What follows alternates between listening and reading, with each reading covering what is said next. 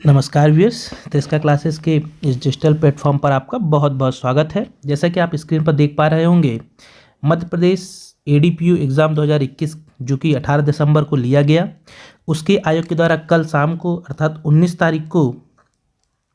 दिसंबर को इसकी provisional answer की अपलोड कर दी गई है। उसी की के आधार पर मैं फाइनल इसके आंसर बता रहा हूँ आपको। अब 7 दिवस बाद एक फाइनल आंसर की आएगी, जिसके बाद आपका रिजल्ट बनना शुरू हो जाएगा एडीपीओ वालों का। तो अभी 7 दिन आप यदि कोई आपत्ति लगाना चाहते हैं तो 7 दिवस का उसमें समय दिया गया, आप उसमें आपत्ति लगा सकते हैं, चाहे वो पार्ट ए के क्वेश्चन हो या पार्ट बी के क्वेश्चन हो। मैं आपको सिर्फ पार्ट ए के जो जीएस के क्वेश्चन आए हुए थे उसके आयोग के द्वारा घोषित की गई की के आधार पर फाइनल आंसर बता रहा हूँ। हो सकता है इनमें कुछ बदलाव, लेकिन ऐसी कोई संभावना समझ में नहीं आ रही जीएस वाले क्वेश्चनों में जो बदलाव आए। तो चलिए देखते हैं कुछ क्वेश्चन, क्योंकि मैंने भी छुड़ाए थे जब वीडियो बनाया था पेपर खत्म होने के बाद 18 तारीख को। उसमें कुछ क्वेश्चन मैंने डाउट पे रखे हुए थे, उसके आंसर नहीं बताए। तो आज देखते हैं पूरे 50 क्वेश्चन एडीपी एग्जाम वाले अपने मिला लें, या बहुत से लोगों ने देख भी लिया होगा, और जो आगामी एग्जाम होने वाले हैं या परीक्षार्थी जो भविष्य में जो एग्जाम है उसके तरफ से भी उन आंसरों का आप सटीक रूप से देख सकते हैं। तो चलिए शुरू करते हैं। ये सेट सी है। सेट सी के आधार पर मैं आपको बता रहा हूँ, पहले बता दूँ शायद ये सेट बी है, माफ़ करना, सेट बी है ये जो मेरे पास पेपर है। इस पे हम बताएंगे क्वेश्चन कौन कौन से आते हैं, उसके फाइनल आंसर जो आयोग ने बताया है अपने प्रोविजनल आंसर की में क्या क्या हो सकते हैं। पहला क्वेश्चन पूछा गया था कि बाण सागर जल विद्युत परियोजना किस नदी पर अवस्थित है। देखिए, इसमें बहुत लोगों को लग रहा है कि क्वेश्चन डिलीट हो जाएगा, तो बिल्कुल डिलीट नहीं होगा, क्योंकि टोंस नदी पर बाण सागर जल विद्युत परियोजना जो है टोंस नदी पर भी बनी हुई है, तो इसलिए इसका आंसर बिल्कुल सही है, टोंस इसका, और आयोग ने भी यही माना हुआ है अभी प्रोविजनल में, तो ये बिल्कुल सही है। नेक्स्ट है, निम्नलिखित में से कौन सा नवीकरणीय ऊर्जा संसाधन नहीं है, तो इसका आंसर हो जाएगा डोलोमाइट। पहले मैंने ये बताया हुआ था, ये भी सही है। नेक्स्ट, सतपुड़ा ताप विद्युत केंद्र कहाँ स्थित है, तो इसका राइट आंसर हो जाएगा सारणी में स्थित है, ये जगह का नाम दे दिया आपसे। और यदि ऐसे ज़्यादा पूछता तो ये बैतूल, सारणी कहाँ पे आता है, तो यह बैतूल में आता है, ये भी आप ध्यान रखिएगा, सारणी बैतूल बिल्कुल करेक्ट आंसर। फिर निम्नलिखित में से कौन सा युग्म सुमेलित नहीं है, तो ये इसमें से पहला वाला ये सुमेलित नहीं है, चूंकि मैग्नीज ये भी बालाघाट में ही पाया जाता है, तो इसका सही आंसर ए। नेक्स्ट क्वेश्चन पूछा गया था, निम्नलिखित में से कौन सा मध्य प्रदेश का प्रमुख कोयला क्षेत्र है। सरल क्वेश्चन है, तो दिए गए ऑप्शन में से जो प्रमुख है वो है सोहागपुर है। कौन सा है, सोहागपुर इसका बिल्कुल करेक्ट आंसर हो जाएगा, और आयोग के द्वारा भी यही बताया गया है। चलिए आगे देखते हैं। क्वेश्चन नंबर 6 जो पूछा गया था आपसे, ये भी एक अच्छा क्वेश्चन कह सकते हैं ये भी, लेकिन लॉजिकल क्वेश्चन थोड़ा सा, कि जलवायु के अनुसार निम्नलिखित में से कौन सी अवधि द्वितीय ग्रीष्म ऋतु कहलाती है।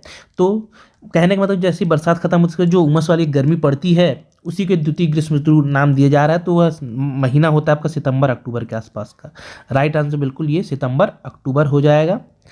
नेक्स्ट क्वेश्चन पूछा गया था, निम्नलिखित में से कौन सा प्रदेश काली मिट्टी के लिए जाना जाता है। सरल क्वेश्चन थे, मालवा का पठार काली मिट्टी के लिए प्रसिद्ध। नेक्स्ट क्वेश्चन है, सतपुड़ा श्रेणी की पूर्वी सीमा पर निम्नलिखित में से कौन सी श्रेणी अवस्थित है। तो पूर्व हमें पता है कौन सी श्रेणी आती है, तो यहाँ पे मैकाल श्रेणी आती है, ये भी बिल्कुल सही हो जाएगा आपका। नेक्स्ट क्वेश्चन है, धसान एवं बीना निम्नलिखित में से किसकी सहायक नदियां हैं। तो ये सब किसकी सहायक नदी है, तो बेतवा की सहायक नदियां धसान और बीना। नेक्स्ट क्वेश्चन पूछा गया था, मध्य प्रदेश का सबसे कम औसत वर्षा वाला जिला कौन सा है। इसका आंसर हो जाएगा भिंड। कौन सा है, भिंड इसका बिल्कुल करेक्ट आंसर हो जाएगा। चलिए आगे बढ़ते हैं। अगला क्वेश्चन, अंतर्राष्ट्रीय ओलंपिक समिति का मुख्यालय कहाँ है, तो ये लुसाने में है, बिल्कुल सही आंसर हो जाएगा लुसाने। नेक्स्ट क्वेश्चन पूछा गया था, किस भारतीय महिला क्रिकेटर को पहली बार मेजर ध्यानचंद पुरस्कार 2021 से सम्मानित किया गया था। तो मिताली राज इसका राइट आंसर हो जाएगा। मिताली राज जो है महिला क्रिकेटर जिन्होंने संन्यास भी ले लिया अब, तो इसका राइट आंसर हो जाता है मिताली राज। अगला है, भारत में राष्ट्रीय खेल दिवस किस खिलाड़ी के जन्म दिवस पर मनाया जाता है। तो सरल क्वेश्चन था ये भी, मेजर ध्यानचंद के उस पर जन्म दिवस पर मनता है यह। संगाई महोत्सव कहाँ मनाया जाता है, सही आंसर हो जाएगा मणिपुर। कहाँ, मणिपुर। नेक्स्ट है, भारतीय सेना की अग्निपथ योजना के अंतर्गत अग्निवीरों की नियुक्ति के लिए संशोधित आयु वर्ग क्या था। तो 17.5 से 23 वर्ष इसका करेक्ट आंसर हो जाएगा बिल्कुल।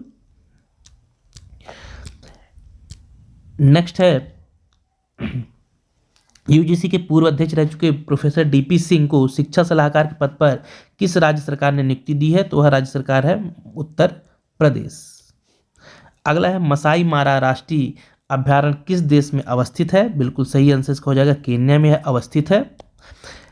मुख्यमंत्री श्रमिक सेवा प्रसूति सहायता योजना 2022 के अंतर्गत लाभान्वितों को कितनी प्रसूति हेतु सहायता दी जाती है? कितनी प्रसूति मतलब कितने बच्चों तक? तो इसका सही आंसर हो जाएगा जीवित 2 बच्चे, अधिकतम 2 जीवित बच्चों के लिए यह मिलता है। बिल्कुल करेक्ट आंसर हो जाएगा।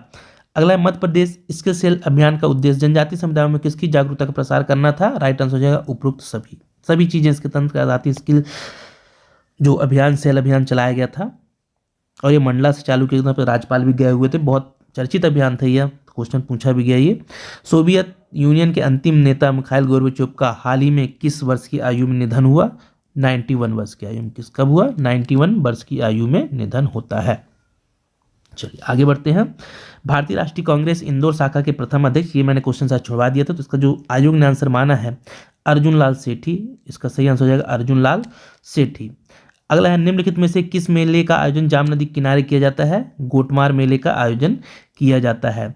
मंदार और दफड़ा का संबंध किससे है? ये दोनों वाद्य यंत्र हैं। क्या है? वाद्य यंत्र हैं। निम्नलिखित में से किस शासक ने उज्जैन में हिरण गर्भदान नामक यज्ञ करवाया था? तो इस आंसर हो जाएगा दंती दुर्ग। नेक्स्ट है निम्नलिखित में से किस लेखक ने रानी दुर्गावती की राजधानी जो चौरागढ़ की लूट का वर्णन किया था? अबुल फजल। बिल्कुल करेक्ट आंसर हो जाएगा इसका अबुल फजल। अगला है निम्नलिखित में से कौन सी रचना शरद जोशी की नहीं है? इसमें मैंने आपसे ये बोला हुआ था, जो पहला वीडियो मैंने इसमें बनाया हुआ था, तो मैंने बोला हो सकता है यहाँ डिलीट हो, लेकिन मैं अपनी बात को वापस लेना चाहूँगा, सुधारना चाहूँगा कि ये बिल्कुल ही सही है। इसका युगाचरण जो है इनकी रचना नहीं है, बाकी परिक्रमा भी है। ये पहला जो इनका व्यंग, सभी व्यंगों का जो संग्रह हुआ तो परिक्रमा नाम से ही पहला व्यंग जिसको संग्रह किया गया था परिक्रमा ही था। तो ये तीनों ही रचना इनकी हैं, कौन सी नहीं है? तो ये बस नहीं है युगाचरण इसका, तो राइट आंसर हो जाएगा युगाचरण रचना शरद जोशी की नहीं है। चलिए आगे बढ़ते हैं, नेक्स्ट देखते हैं। अगला है आपका निम्नलिखित में से कौन सी जनजाति लौह शिल्प में निपुण मानी जाती है? तो यह जनजाति है अगरिया। आदिवासियों की बोलियों में संवाद करने एवं सूचनाओं प्रसारित करने वाले सामुदायिक रेडियो का नाम क्या है? तो उस रेडियो का नाम था वन्या, ये मैंने बता दिया था पहले ही। अवध किशोर जड़िया का संबंध निम्नलिखित किस क्षेत्र से है? ये तो साहित्य शिक्षा से संबंध है इनका। पद्मावत ग्रंथ में निम्नलिखित में से किस लोक नृत्य का वर्णन? ये भी मैंने बता दिया था, तो ये राई बिल्कुल सही आंसर है इसका। अगला है इलेक्ट्रॉनिक एवं सूचना प्रौद्योगिकी मंत्रालय भारत सरकार की सूचना प्रौद्योगिकी इलेक्ट्रॉनिक एवं संबंधित क्षेत्रों के स्वाधीन एवं विकास कार्य हेतु प्रमुख इकाई कौन सी है? सीडेक है बेंगलुरु में इसका हेड ऑफिस। निम्नलिखित में से क्या आर्टिफिशियल इंटेलिजेंस से संबंधित नहीं है? तो इसका मैंने बताया था कंप्यूटर नेटवर्किंग जो इसका संबंध नहीं है, बाकी तीनों का संबंध उससे है। पेगासस एक उदाहरण है किसका? स्पाईवेयर है ये पेगासस। भारत सरकार द्वारा क्लाउड कंप्यूटिंग की सरकारी आवश्यकताओं को पूर्ण करने के लिए किए जा रहे प्रयास का नाम मेघराज है। डिजिटल हस्ताक्षर को वैधानिक स्वीकृति किस एक्ट के द्वारा दी गई? तो इंफॉर्मेशन टेक्नोलॉजी एक्ट के द्वारा। अगला क्वेश्चन पूछा गया था इंटरनेट पर डेटा को आदान प्रदान को सुरक्षित रखने के लिए जो तकनीक SSL का पूरा नाम क्या था? Secure socket layer. Secure socket layer. निम्नलिखित में से क्या साइबर क्राइम का उदाहरण नहीं है? क्रिप्टोग्राफी। शिक्षा नीति के 3 प्रमुख सिद्धांत पहुंच, समानता एवं गुणवत्ता को प्राप्त करने के भारत सरकार द्वारा प्रारंभ किए गए उसका नाम क्या है? कार्यक्रम का स्वयं नाम था उसका स्वयं। ये 5G नेटवर्क के उच्च डेटा दर को सपोर्ट करने वाली स्पेक्ट्रम रेंज कितनी है? तो 6 गीगाहर्ट्ज से ज़्यादा या अधिक, यही आंसर आयोग ने भी माना है। माइक्रो ब्लॉगिंग प्लेटफॉर्म एक उदाहरण है ट्विटर का, ट्विटर इसका उदाहरण है। चलिए आगे बढ़ते हैं। पंचायती राज दिवस कब मनाया जाता है? 24 अप्रैल को यह मनाया जाता है। यदि इसमें ये पूछता क्वेश्चन कि मध्य प्रदेश कब मनाया जाता है तो हो सकता है कुछ आंसर तब 25 जनवरी होता, लेकिन ये देश का पूछ रहा है पंचायती राज दिवस। लोकतांत्रिक विकेंद्रीकरण का अर्थ क्या है या अर्थ है? तो इसका अर्थ है स्थानीय संस्थाओं के पक्ष में शक्तियां स्थानांतरित करना। उज्जवन क्या है? ये अच्छा क्वेश्चन था, ये मैंने भी नहीं बताया था, मैंने बोला था कि आयोग जो आंसर दे, तो आयोग ने माना है जो उज्जवन है यह दाह संस्कार है। क्या है? उज्जवन एक दाह संस्कार से संबंधित है। राज्यपाल की नियुक्ति कौन करता है? बिल्कुल सही क्वेश्चन, सरल क्वेश्चन ही कहेंगे। तो राज्यपाल की नियुक्ति करते हैं कौन? राष्ट्रपति।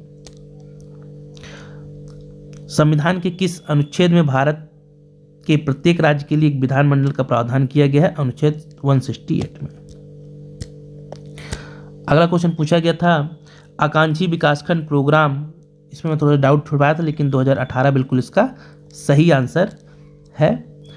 मध्य प्रदेश के औद्योगिक उत्पादन में मूल्य के आधार पर खाद्य प्रसंस्करण उद्योगों का कितना हिस्सा है? ये मैंने छुड़वा दिया था। इसका सही आंसर 32% दिया गया है। आयोग के दर 32। किस अनाज को सुपर फूड माना जाता है, कहा जाता है? मिलेट्स या मोटे अनाज, जैसे बाजरा हो गया, मक्का हो गया। वर्ष 2011 की जनगणना के अनुसार पिछले दशक में मध्य प्रदेश की जनसंख्या कितनी वृद्धि दर हुई? तो 20.35 है, ये बिल्कुल 20.3। और वर्ष 2021-22 में अग्रिम भुगतान भावों कितना बल कैपिटल पर कैपिटल इनकम कितनी है? तो 63,345। ये थे 50 क्वेश्चन जो कि आयोग ने अपने प्रोविजनल आंसर की में प्रावधिक जो सूची उत्तर सूची जारी की है उसमें ये बताए हुए हैं, तो आप अपने आप मन ला सकते हैं। इसमें कोई बहुत ज़्यादा चेंजेस की संभावना मुझे नहीं समझ में आ रही है। फिर भी यदि कुछ बच्चे यदि किसी क्वेश्चन में लगाते हैं तो बात की बात है, लेकिन लगभग फाइनल यही होने वाला है, तो आप अपने आंसर मिला सकते हैं। अगर वीडियो अच्छा लगा हो चलो सब्सक्राइब कीजिए, लाइक कीजिए, ज़्यादा से ज़्यादा शेयर कीजिए। फिर मिलेंगे किसी नए वीडियो के साथ, तब तक के लिए बहुत बहुत धन्यवाद।